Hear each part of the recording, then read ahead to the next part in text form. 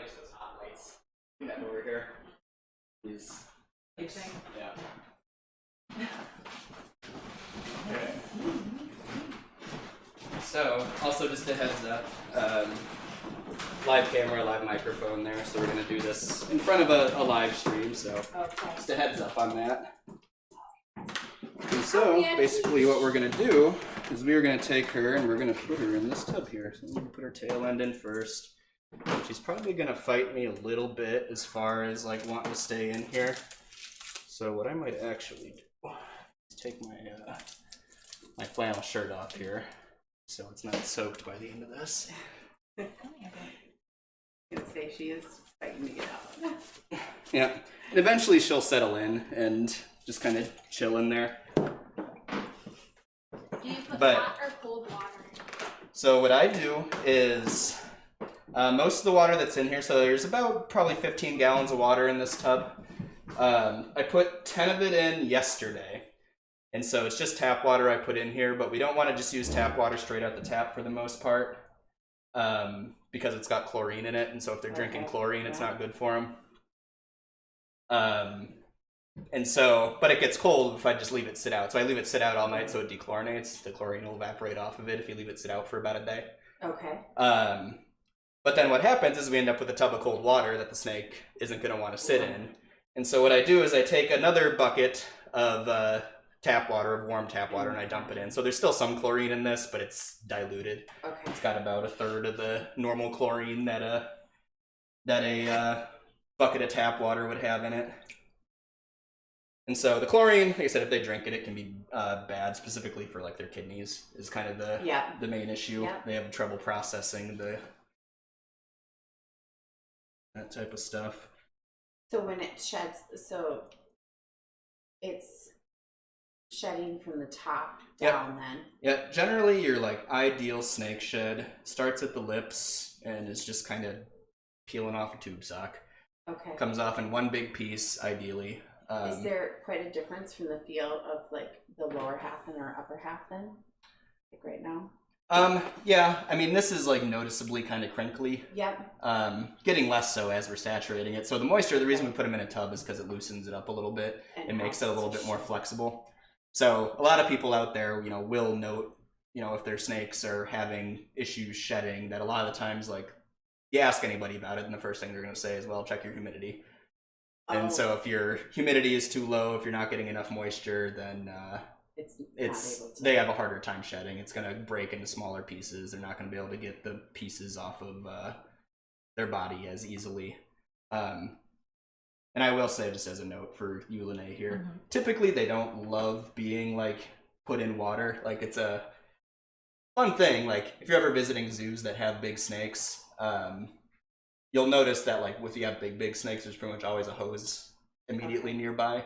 That's because your standard practice way of getting a snake to release if it does bite is to spray it in the face with water. Okay. And as that's a result of like they don't particularly like that. And I will say I have had her strike at me while doing this. Okay. So just be aware of that on your end if you're going to be hanging out. Which is part of the reason why I always like to have a spotter back here when I'm doing this. I pretty much never do these type of like soaking things alone, specifically because, like I said, she's a sweetheart of a snake. She would be more than we could deal with here if she wasn't. Right. But this is like the one occasion where I have had her get bitey with me. Not happy with you. Yeah. And they are like aquatic snakes, like natively, like they are very good swimmers. You'll even see like Rusty, the other boa that we have out there when he's coming into a shed. A lot of times he'll just like curl up in his water dish. Yeah. But specifically, like if they're not like looking for the water and somebody imposes water upon them, they can get upset with it. Not happy with it. Yeah. But yeah, and that's like a good thing that works kind of across the board with just like any old snake is, you know, if you, even with like your garter snake out in the yard, you know, if one bites and latches onto you, like just spritz it in the face with some water and it'll let right go. And that's a lot better for the snake actually too, because the alternative is, you know, you try and rip your, you know, your finger out of there and you might break some teeth with it. Okay. So it's a much better process for everybody involved. And so a lot of people are afraid of snakes as like a biting animal, but the reality is that like a snake bite, like even if she were to full on like snag me on the arm here, like she's not meaningfully hurting me. Yep. Their teeth are sharp, but they're very small. If you're a non-venomous snake, you don't have fangs. Right. So your teeth are really small and they're all like hook-shaped, so they all kind of point towards the back of the mouth. The like whole function of them is basically to like grab a thing and hold it and kind of force it backwards. And so, like I said, you end up with these little teeny tiny like hook-shaped teeth. Like you can actually, like if you ever see them open their mouth, you can actually like see right through the teeth. They're like small enough to the point that you can like shine a light through them. And also they have like one of the weakest bites in nature as far as like the PSI goes, because they don't chew their food. Yeah. And so when you're swallowing your prey item as one big thing, like the jaw is built to be like stretchy and flexible rather than strong. What do you use? So she gets rats, and so we offer for all of the snakes, we keep all of our snakes on the same schedule here for feeding, and that's we offer 1 rat or mouse depending on the size of the snake every 2 weeks. So every other Saturday is feeding day. So she got offered a snake this past Saturday. I don't know if she actually took it or not. I feed on Saturday. She didn't take it during the feeding itself, but she a lot of times will take hers overnight. Okay. And then if they don't take it overnight, we'll pull it out and throw it back in the freezer and try again next feeding. That's what I was going to ask. So it's not live food? No. Okay. Generally speaking, like if your snakes will take dead food, it's preferable to give them dead food for a few reasons. One, like just from like a care perspective, dead rats are a lot easier to keep than live rats are. Like we have gallons upon gallons of dead rats in our freezer. We have way more rats on site than what we could keep if they were live rats. But from the snake's perspective as well, you know, you can think of it in the context of if you're a rat and you encounter this out in the wild, what's your response going to be? Run. To run. Okay. Now you're trapped in a tank with it. You can't run. What's your response going to be? Poop all over. Poop all over and probably try and fight. And so fight or flight. Yeah. So rat bites and scratches and things are like one of the most common injuries that domestic snakes sustain, is injuries inflicted on them by stuff that's put in their tanks as food. So can they do much damage, or? Oh yeah, rat bites are nasty. I guess. I mean, in my mind, I'm thinking, well, it's no match like for it's a not snake, it's not going to kill the snake outright, right, probably. But it's just you know, if you're talking about, you know, getting wounds and infections and things like that, like putting a live rat in a tank with your snake is one of the most dangerous things you can do for that snake. Like it's straight up bad practice. Like, I did not realize that. And every once in a while you'll get the snakes that'll like just staunchly refuse to take anything that isn't moving. Okay. And we've had ones like Sophie, our corn snake, was kind of like that when she first started, where we would have to work pretty hard to get her to hit the dead thing. We would have to like, we never were feeding her live mice, but we'd have to like take her live mouse, and like the way we thaw our mice out is I just throw them in a bucket of water in the morning and I let them thaw out, and then we do the feeding at 3:30 in the afternoon.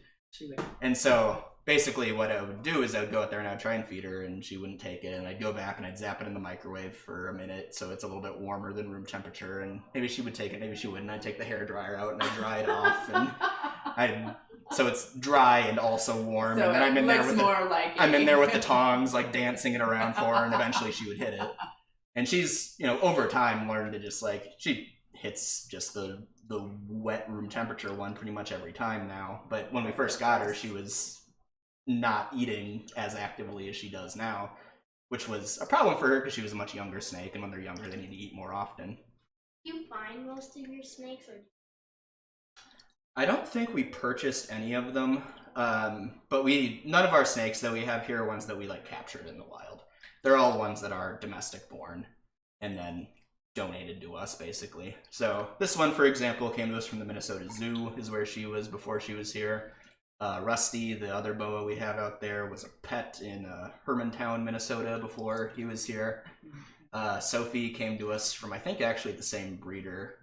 The guy who gave us Rusty breeds snakes. He is like a part owner of World of Fish, a reptile and fish breeder in Hermantown. But Rusty was his like personal pet. And then Sophie came to us from them, I want to say. So are you opening it up to anybody? Yeah, people can come in. The hog nose, I don't know where it came from, to be honest. It's been here a long time. Genie the ball python was one of the former staff people's here as pets before she was here. We do have a few animals though out on our exhibit floor that we have you know, captured out in the wild and brought in, but it tends to be small stuff. It's like, so like the toad is a wild toad, the gray tree frogs, some of the fish that we have are all wild ones that we've caught here. And that's something that we do sort of in partnership, oftentimes with government entities like the DNR. So we have to be like reporting on all that stuff that we do take in. And so generally we, like, part of the deal with that is we have to like be able to come up with like a very specific reason to be like, yes, this is why we wanted this species. And for us, that's relatively easy just because we're like an education institution. We can be like, yeah, we're teaching people about tree frogs. Like, and naming things. Yeah. I mean, that's... But even then, like, the toad that we have here literally, like, hopped through our front door. Like, that's how we ended up with it. What was your question? What do you do with the skin? Kind of depends on how nice the skin is. If it ends up coming off in just a bunch of little scraps, usually we'll just throw it away. If it comes off and it's really nice and really clean, a lot of times we'll keep it and press it and we'll use it in demos. If it's kind of somewhere in between, a lot of times we'll put it out on the exhibit floor as something that we'll use as a educational implement. So like right now, on top of her tank, she has a bunch of pieces of her last shed because it, like I said, it was kind of one of those in-betweener ones where it broke up into like a couple smaller pieces. But here's something kind of cool, actually. Yes, this one's a little rip in here. You can see this is the top of her head. And so what we're looking at here and here are her eyes. And so something kind of cool with snakes is they don't have any eyelids. And so they have this kind of layer that exists over the top of their eyes. It's basically an extra scale that they have that just sits on top of their eyes. And then when they shed a layer off of that. And that kind of refreshes their eye every time they shed. And so as far as like how often they shed, basically you have two contexts that you're going to be shedding if you're a snake. It's going to be either I'm growing or it's I've sustained some sort of damage to my skin and I need to heal. Snakes can't heal just like a single spot on their skin if they're going to do any healing. Basically they got to shed the whole thing and get a whole new skin. Okay. And so... So it's not like an annual thing? I guess. Oh no, it's it depends on how old your snake is. Like younger snakes will shed like every few weeks, like when they're really young, because they're growing faster. Right. Whereas, you know, an older snake, a snake like Genie or ball python, maybe sheds 3 times in a year, something like that, maybe 4 times in a year.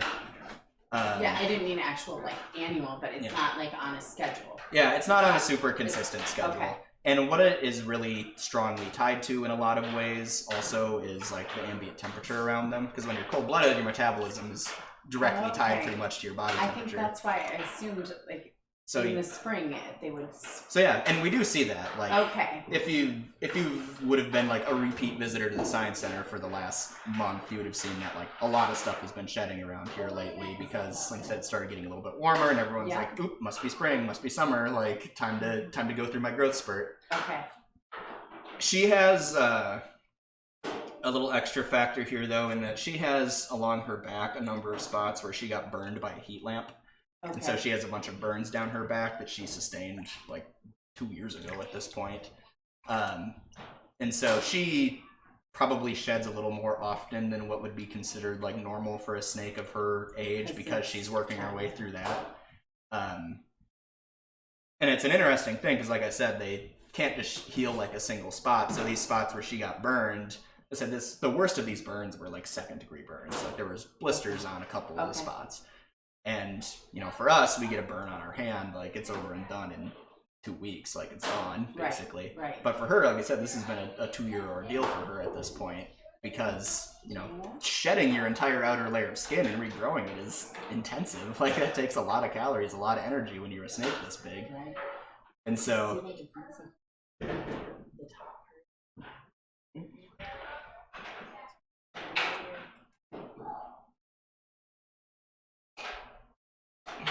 Here, you want that? Give that to them. It's a little wet and floppy right now, but it'll dry that out. Yeah, that is really cool. It'd be hard to do an icon. Yeah, can't win a staring contest against them. Don't think you're gonna win the staring contest. So now, like right now, is your goal to get it completely off, or just mostly off, or? Ideally, we'd get the whole thing off. Like I Okay. said, the dream would be that the rest of this just comes off in like one big.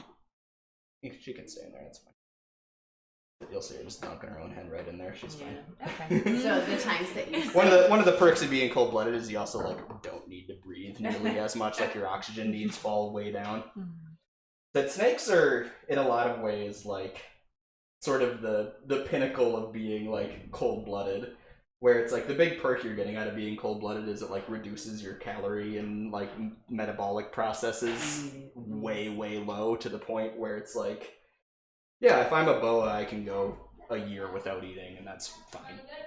I didn't realize that. Like you're taking all of your cold-blooded things and like turning them up to 11, and that's snakes. Yep. Where it's like, yep, I'm really stupid. I don't move. I don't need any calories, and Find a spot. I can manage to chill. like get big anyway because, like I said, everything I do runs so efficiently. Basically, I've turned down all my energy needs so low.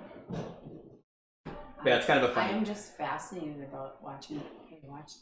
Yeah. I mean, there's not that much of a color change, but you can definitely see the difference.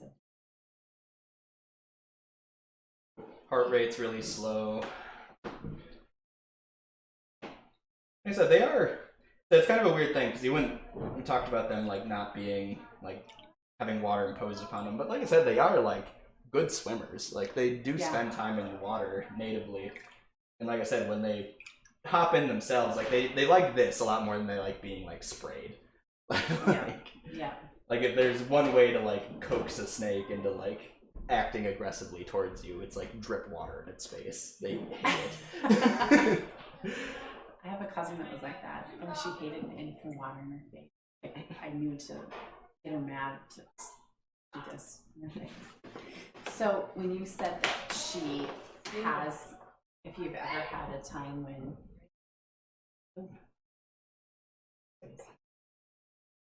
Yeah, it kind of feels like a plastic bag. well, he was looking at where the eye was. I guess that was a hole actually. When she's gotten like a little bit mad with you and bit you or whatever, is that usually like during this process or usually when you're first putting her in? Or is there anything? More during the like in and out process than this actual part. Well, she looks very content now. Yeah, once she gets settled in, she's pretty great. But yeah, like the last time she struck at me, it was actually doing this, but we had like taken her out and we're just like talking with her, and she got tangled up in one of the chairs. And I was unwrapping her from the chair, and she bit me in the arm. I was wearing, a long sleeve shirt, so she didn't get through it, but she grabbed me and bit me in the arm while I was untangling her from the chair. Oh, she blew some bubbles. Did you see that, Jen? She like blew some bubbles.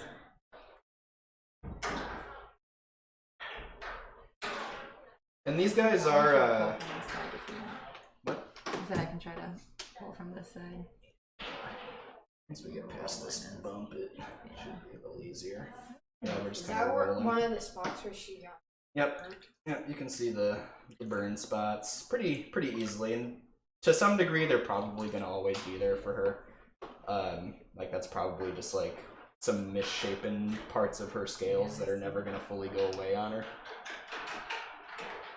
And unfortunately, burns are another relatively common injury that domestic snakes get, just because like you have to have heating elements in their tanks generally. A lot of times you see it on the bellies more, just because like the belly tends to be the heating pads that you put under the tanks tend to be the things that malfunction more often than the lights themselves do.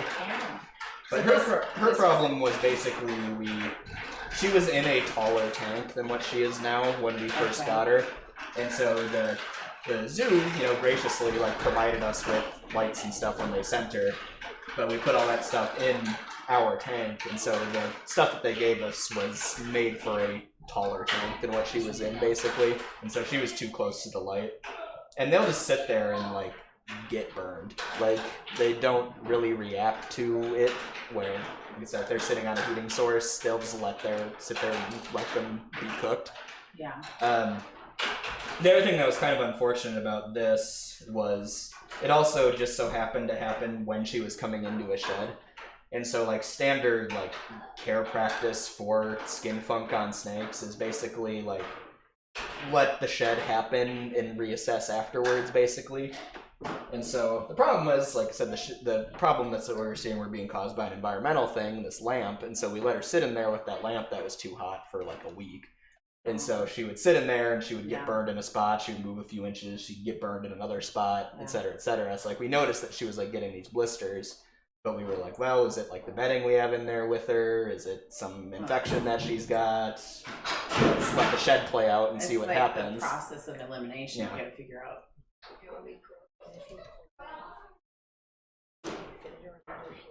And pull it out.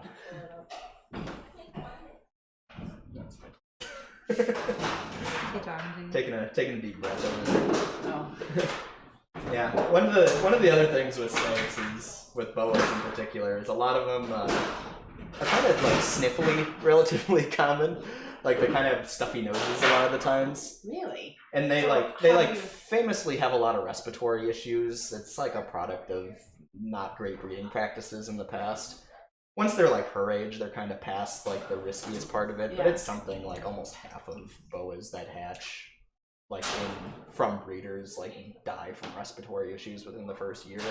And you can hear that then? Like they can... Well, it's just like every once in a while, you'll hear them like take a big old deep breath where it's like and people mistake it for hissing is the thing. So people hear her like do a big old like stuffy exhale and be like, oh, she's mad, she's hissing. And it's like, no, she's just got a little bit of a stuffiness to her.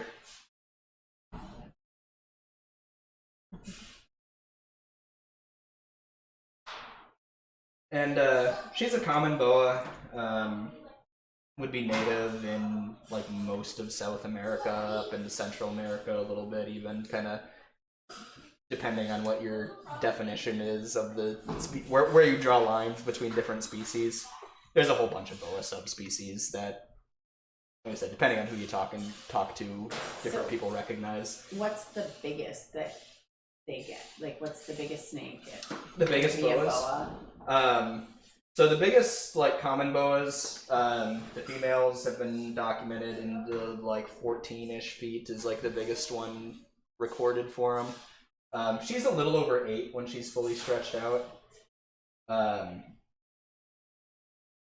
And so a snake that big, how the diameter then?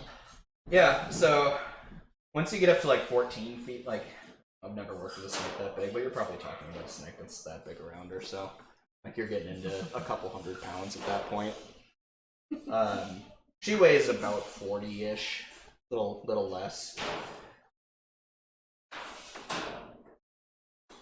The females get quite a bit bigger than the males. So if you met Rusty out on the exhibit floor, he's pretty much the same length actually as Artemis here is.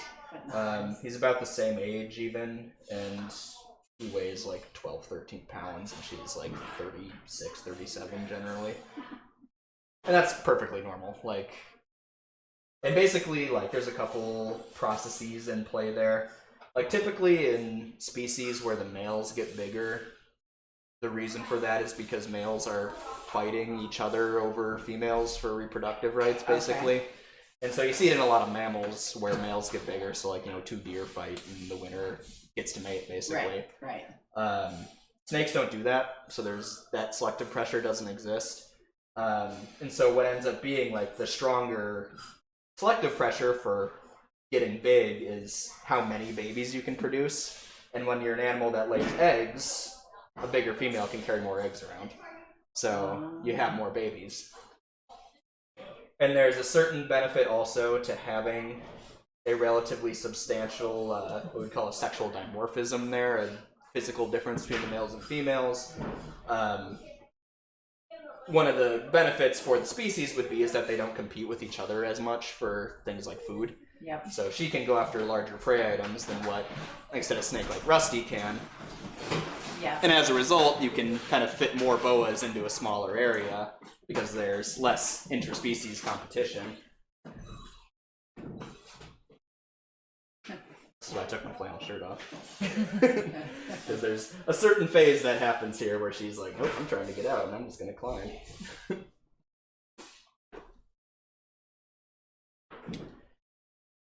And so it's a thing you see. Wet? She doesn't seem to be very wet. I mean. And so it's a thing you see very commonly in egg-laying animals is that the females just get pretty substantially bigger. And that more or less is like the only way that the snakes are dimorphic. Like they don't use the sexual, like when you see sexual dimorphism a lot of the times, like part of the purpose of it is so that males and females can tell each other apart relatively easily. But that is like kind of predicated on being good at seeing, and snakes for the most part aren't. Yeah. Like their vision is quite bad. Their hearing pretty much doesn't exist. Like they mostly can't hear at all. And so what they end up relying on for their senses is maybe seen her flicking her tongue out a little bit. And so that's their best sense. It's a sense called chemoreception. And so it's using the same particles in the air that we would use for smell. Okay. But they collect them on their tongue and then they rub them on a little gland that they have on the roof of their mouth when they bring it back in. And so the reason that the snakes have a forked tongue is so that they can do that chemorecepting directionally. So it's kind of like how we have ears on either side of our head, and when I snap my fingers, you can tell what direction that noise came from. And that's where the forked tongue comes in. It's doing the same thing. And so she probably can't hear us talking. Like she can maybe tell that I'm talking just because she's probably feeling some vibration in my hands as I'm moving. But like when you're talking, she probably can't hear it. She helped me with that last part. Here's the tail. Wow. Oh, that is so neat. She probably can like vaguely, as far as seeing goes, she can see that there's like shapes in here that are moving around, but can't see nearly as well as we can. They have okay color vision, I think, I want to say. But just seeing like kind of blobs of color and light basically is kind of how it works for them. But yeah, she can probably tell like, yep, there's this many people in this room. Also, there's a mouse back there somewhere by virtue of like, just flicking that tongue around basically. The smell, whatever. Yep. Taste. Yeah, and sometimes you get a little bit that's caught around the cloaca, which is what Lene is working on there. So the cloaca is sort of a all-purpose orifice that pretty much everything besides mammals has. People think of it as kind of a weird thing, but really we're the weird ones for having two holes that we use for waste expulsion. To get rid of things. I think we're good. Alrighty. Here's the tail. Would you like the tail back there? Come get it. It's a little wet. A little wet, but dry that out and it'll be fine. Alright. So yeah, we'll do you want to go, you can take that too, I guess, but do you want to go grab a couple towels? Absolutely. We'll probably take that and we'll put that on, put that on top of her house, and maybe we'll let the birds have that. We use the snake skin sometime as enrichment items for the birds. It's a fun like weird texture for them to like interact with, and they like to tear stuff up. So part of the thing we do for enrichment that you want to do for enrichment with birds is provide them with different textures basically to feel with their feet and beaks. And so the snake skin is a free one that we have around here that we can provide that's like not toxic for them or anything. So we often do that. That is fascinating. Yep, and we can generally tell when a shed is coming. With the bigger ones, 2, maybe 3 weeks ahead of time. And basically the first indicator that I usually see with them is their belly changes color a little bit. So you can see she has kind of this sort of cream colored belly normally.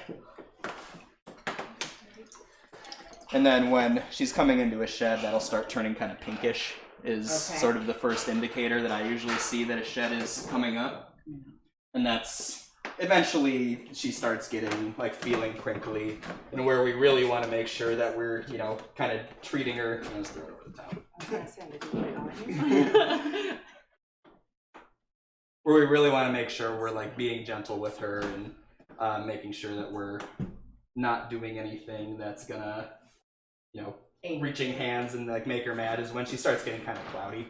There's a phase where basically they flood their system with lymphatic fluid as like an antimicrobial, basically. Yep. And that stuff has kind of this cloudy look to it, and because they don't have any eyelids and have to shed that layer off their eye gets affected by that too. So a lot of times you'll hear this phase referred to as like a blue phase or a milky phase, and basically their eyes get all cloudy and they can't see like at all. So then they're and so they tend to get a little bit more defensive, a little bit more nippy, and that's generally when we are like, okay, yeah, nobody's reaching into that tank until she's past that. You got it? Yep. Okay. Wow, that is so neat. Is it heavy? Like I said, she's a little less than 40 pounds. So generally, we have 2 people doing handling with her all the time. She's not big enough that like she's gonna view a human as like a prey item ever. Like good general sort of guess for how big of a prey item a snake can take is find the thickest part of the snake, and it can usually stretch out maybe 10% or so. Yeah. And so she could take like a rabbit pretty easily, could maybe take like a cat. But like a human would be way too big for her to be taking as a prey item. We're a tough shape to swallow. We got really wide shoulders. Thank goodness. We're a bad shape for a snake. Here, why don't we bring her over to the old table here. Put the towels down, and we just gotta make sure she doesn't get tangled up in the lights, basically. And so we want to make sure that we're drying her off relatively well before we put her back in her tank, just for the sake of we don't want her to get too cold. Like I said, she's a cold-blooded animal, and they don't sweat, but you know, if you cover a thing in water, that water starts evaporating, and it's going to have the same effect as sweat as far as a cooling property. And so, like I said, we don't want that happening to her, and so we're gonna make sure she's nice and dried off before we put her back in her tank. She's probably gonna run and cool down, or run and sit right back on her heating pad once we put her back in the tank. If you guys would like, if you want to come up and pet some of this middle section, you can do that. We're gonna leave her head alone. If you guys want to pet in the middle here, we can do that.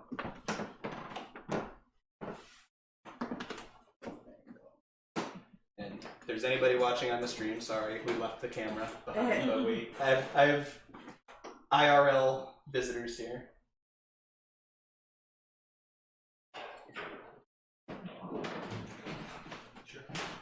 And so the other thing that's kind of cool about that like snake skin there is snake scales are made of the same stuff that like our hair and fingernails are made out of. So that stuff that you're holding there is basically just pure keratin. Which, like I said, same stuff your fingernails are made of, it's just a lot thinner, basically, than what we really have anywhere in our body.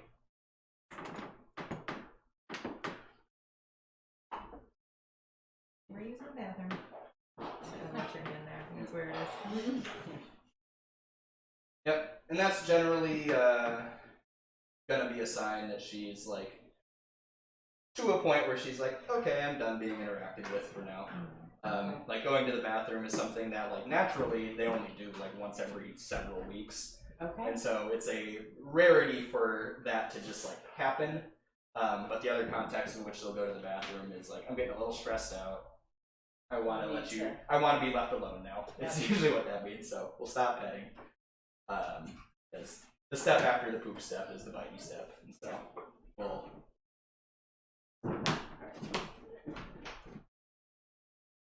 Well done. I know, that was good. Oh, long. This is a big half an hour. Alright, so So we're gonna take her back and put her in her tank. Thank you guys for sitting and watching with us. Well, thank you for letting us watch. Absolutely.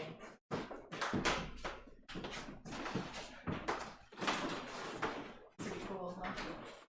What? Okay. I'm taking a picture of this to Emily.